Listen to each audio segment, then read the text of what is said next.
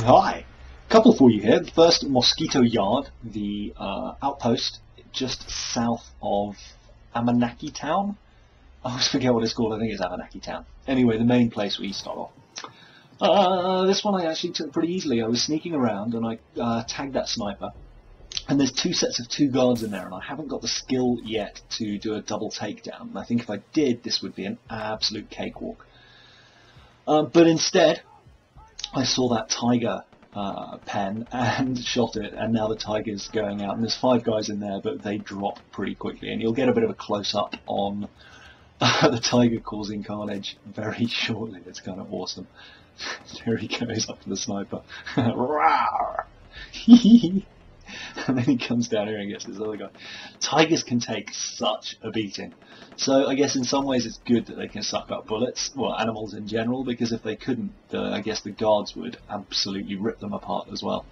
But it would be nice to have some kind of weapon that just, you know, if I got like 3 headshots on a tiger, it died. Fortunately, he's taken so much punishment there that my shot takes him out. But that's the outpost. Also going to look at the radio tower just southeast of this outpost. I went to that next because I'm on the way to the mission. But first of all, I skinned the tiger obviously, because you're about to find some buffalo. And buffalo are used for an ammo pouch, and then tiger skin is used for the one after that. So I've fought a few tigers, and I was able to, well, go from the small ammo pouch up to the rugged, up to the large quite quickly, which was nice. So I can finally carry a decent amount of ammo and not just 3 clips.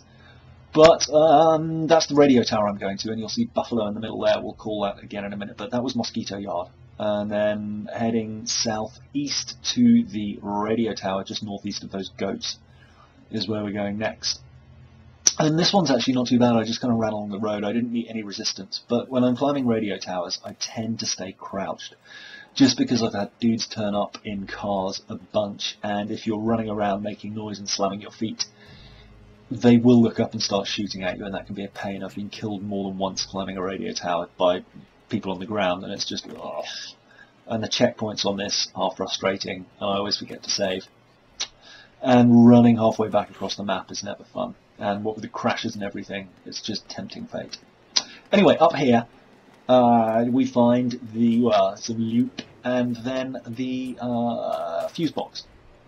And it's weird, he always looks at the capacitors first. He's like, which capacitor is it? Oh no, it's not, I'm just going to pull up this out. Anyway, the radio tower animations I really, really like. They're kind of like synchronizations in Assassin's Creed, but done nicely. There's a little, I think that's the outpost I just freed. Maybe not, I don't remember. Anyway, that is the area that I've just unlocked.